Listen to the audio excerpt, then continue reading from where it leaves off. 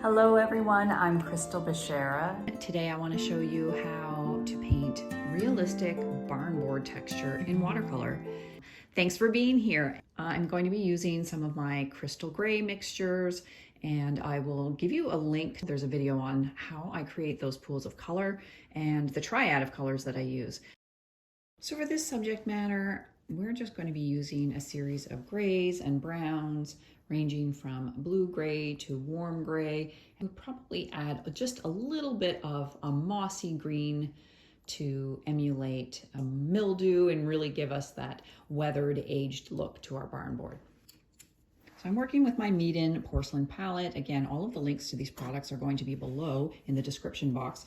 I'm using my line of brushes, and right now I'm using my Filbert, which is a beautiful flat synthetic rigid brush that is perfect for mixing pools of paint. I like using synthetic brushes because they don't soak up a lot of paint, so I have a lot less waste. So what I'm going to do is just wet my brush and dip into my ultramarine blue. And so I dig around in the pool and then I place it in the palette. I'm going to now add a little bit of burnt umber. So of course I'm rinsing my brush and I'm adding a bit of burnt umber. And then I just really try to get the shade that I want. So in this case, I'm looking for a very dark blackish gray. And I'll show you here on my paper. So you can see right now it's pretty heavy, but if we water it out, it turns into like a beautiful granular black sort of color. And I don't want to use black straight out of the tube. It's a personal preference, but I find that black out of the tube, a manufactured black, is it tends to dry really dull and kind of sucks the life out of your painting. So I prefer these much more dynamic mixtures. So the next color I'm going to make will be a triad. And this is where the crystal gray mixture comes into play. So I like using Prussian blue, burnt umber,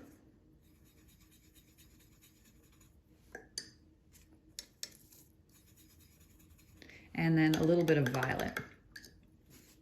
Now you can mix these colors up into a uniform pool, or you can kind of keep them separate like this and then just grab as you need, whether you want it a little bit warmer, a little bit cooler, or a little bit richer and redder looking, where the violet will come into play.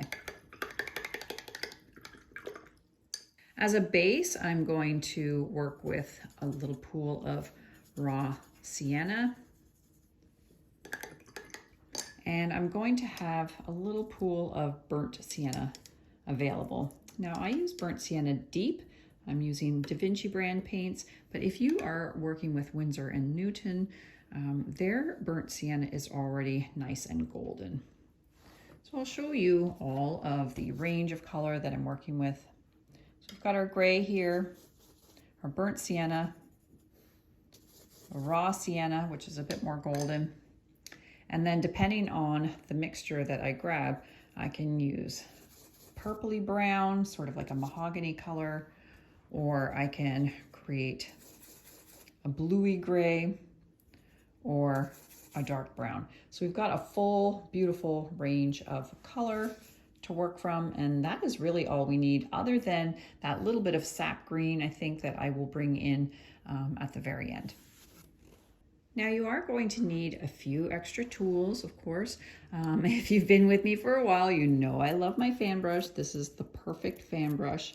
This is, again, from my line of brushes. It's the Fling, and it just has a beautiful splay to it, and it just stays splayed. You don't have to do anything to work to get it to stay like this. And I'll be using that for both painting and for masking. I'll have a synthetic rigid nylon bristle. This is my 1/2 inch. And then I'm going to have my ivory rigger. Now, oftentimes people have a misconception that you need to have natural hair brushes for watercolor. And now that is very, very true when it comes to typical watercolor techniques. But for this, I like using a few synthetic brushes because I find that they end up giving me a little bit more control with the use of masking fluid. Now, I've got my masking fluid poured out into a separate container here, but I'm using Pebeo drawing gum. And it's a really great masking fluid because you can actually see the color and it's removable. And I can manipulate it through some really cool texture techniques that I'm going to be showing you today. So for the sake of this demonstration, this is the image that we're going to be working from as a inspirational source. And what I'm going to do is just start with a little bit of masking to create some wonderful textural options for me in the form of wood grain. Now, if you want to, you can start off by just drawing this out. I'm going to do 3 wooden boards here. I'm just using my postcard for lines, just so I can get some straight edges going. And the great thing about barnboard is it's totally imperfect, so even if you've got a few little wiggles and wobbles in here, that's absolutely fine. So we'll do 1 extra one here just at the bottom. And then I'm just going to indicate where this more textured knot is. So I'm just kind of scribbling in a little bit of some swirly strokes and movement just to show me that there's a change in direction of the wood grain. If the wood grain is too monotonous and all too much the same, we're not going to get a very realistic look to this. So I like making sure that I'm honoring some of the idiosyncrasies and textural differences that we see in barnboard. So here's a closer look at the drawing, but it can just be pretty loose, and really we're just using it as a guide. I am using cold pressed paper, which has a little bit of a tooth, so it gives me a little bit of character to work with, and I think it's the perfect surface for the type of rough subject matter that we're doing today. Now what I want to do is apply a little bit of masking fluid using my fan brush, and I'm just going to wet my fan brush, and then I put a little bit of soap on to protect the bristles. I don't want to have too much soap on there. So I then just wipe it off so that there's just a nice light coat.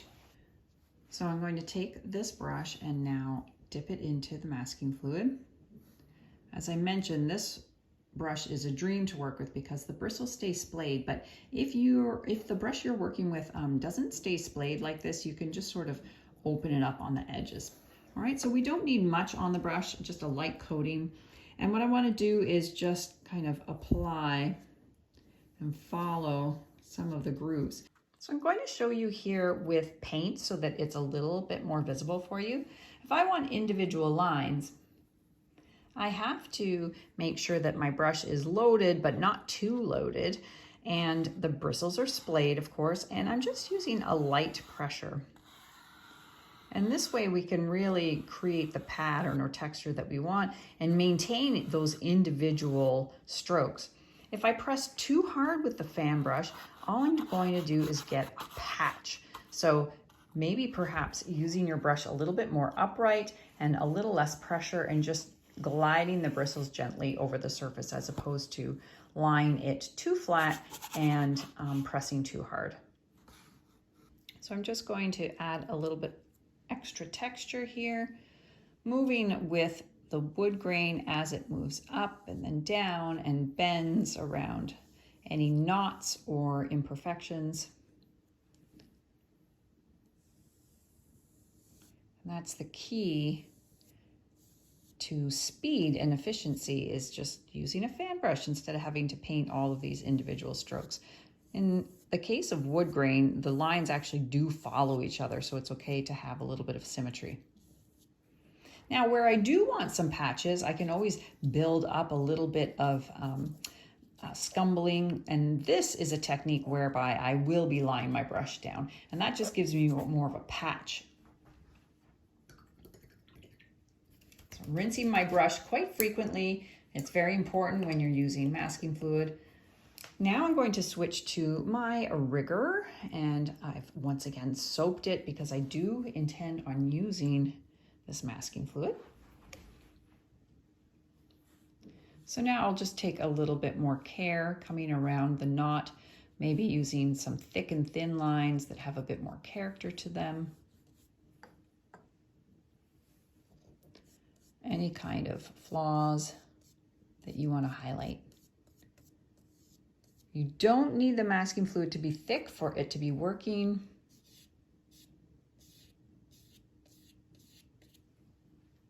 There seems to be a nice highlight in through here as well.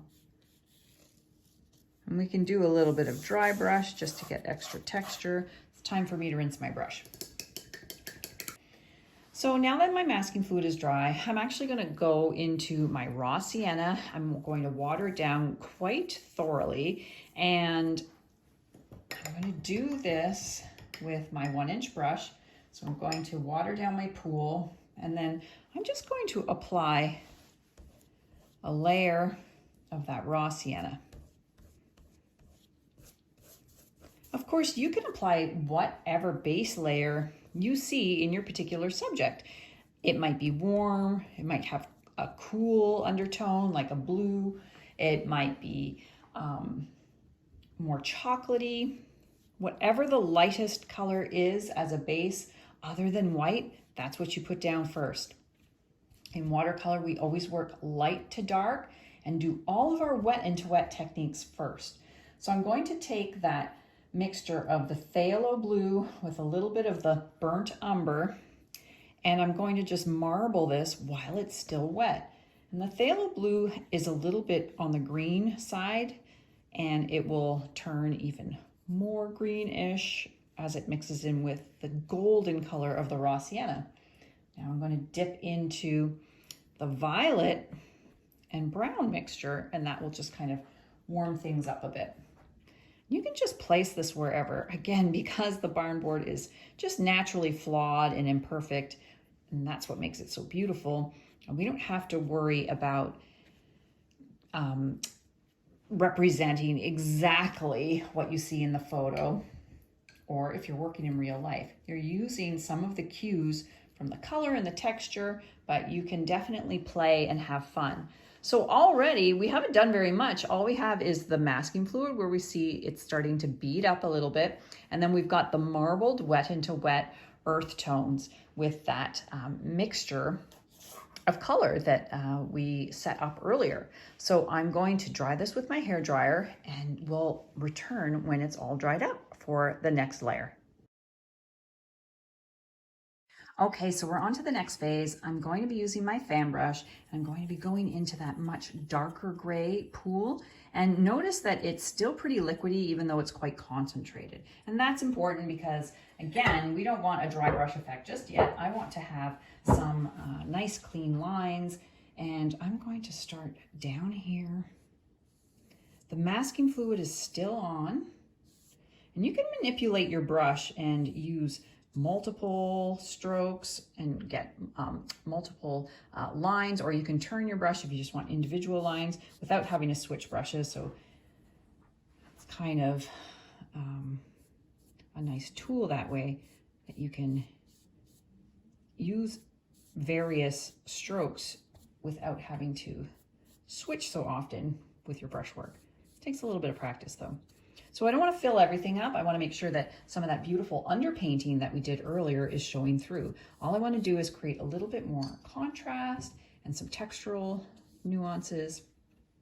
I'm going over and through and with the grain, literally going with the grain here, people. All right, now I see a little bit more of a warmer color in there, so I'm going to go into the burnt umber violet mixture. So going with the grain. If I went against the grain, it would end up looking really hairy, and we don't want that. All right, so honestly, we're almost done. What I'm going to do next is take some of this burnt sienna, and it's going to be very watery, and I'm just going to warm up some areas. Let's say we have a bit of a rust stain,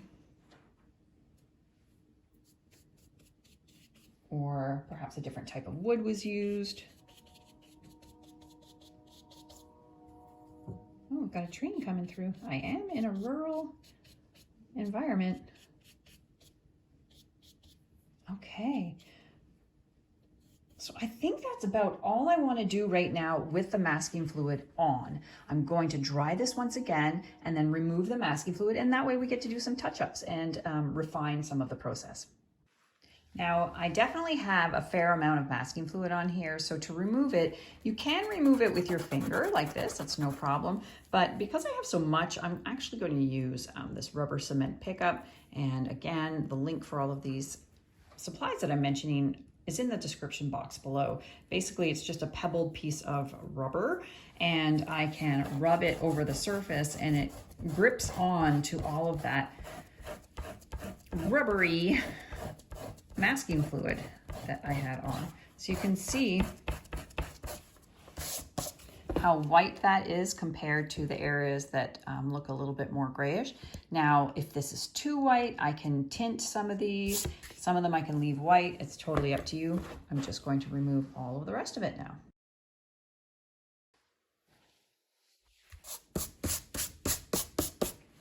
Okay, folks, we're back. What I'm going to do next is just add a little bit of color to some of these white areas, and then I'm going to probably add finer contrasty strokes. So I'm going to use my fan brush for this, and I think what I'm going to do is go into that sap green. So this is just pure sap, and I'm just going to lay my brush down so that I get more of a dry brushy effect. I'm going to come in here and sort of just stamp where I want a kind of a mossy effect. I'm going into the raw sienna, which is that golden color, just adding a little bit of texture there. And then just for a bit of shadow, I can kind of build up the edge a little bit. I might address this a bit more when it is dry as well. But we can start it off this way. And I'll show you what it looks like when we glaze over the some of the white areas here. So a glaze can be an entire wash, but you can also just pick out individual lines or areas. It doesn't have to always be an all over wash. And in this way, I'm just warming up and tinting down some of the white that looked a little bit too bright for my liking. Now I'm going to just add a few strokes. I'm using my fan brush again. Do a few strokes to disrupt any of the ones that are looking a little bit on the thick side. You could do this with any color. I happen to be using the gray. Again, going with the green. Finally, just bringing that burnt sienna back in, because I really like the look of that.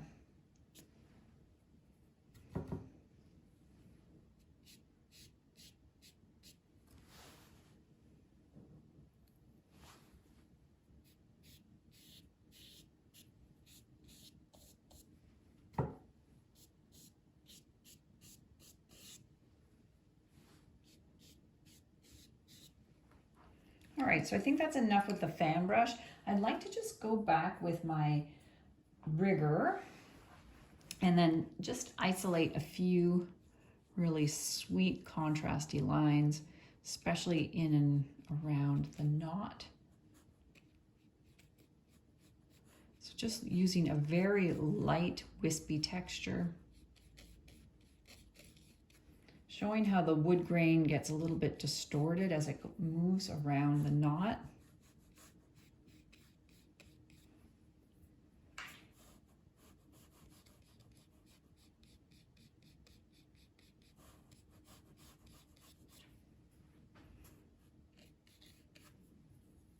So you can kind of pull out and define any lines that you created, just to make them jump out a little bit more. At this point, it doesn't really matter what color you're using. It can be dark brown, it can be dark gray, it can be cool, warm, whatever you like.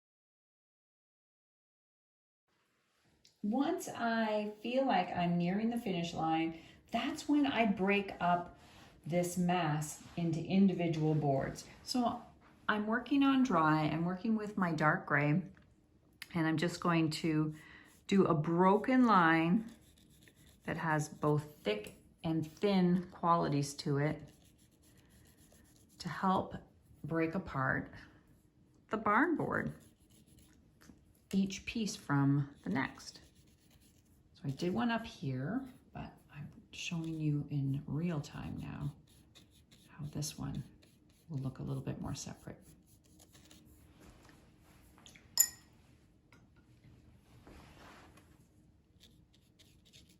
So in this case, I've got a little bit of a burnt sienna kind of edge to this board. But sometimes the stains will fall right through from one board to the next because perhaps there was a water leak or mildew or something like that. So don't feel like you need to have every color completely individual. There is always going to be some common thread to some of the coloring, especially where stains are concerned. So I'm pretty happy with this, just the way it is. I might add a little bit more color up here in the form of raw sienna.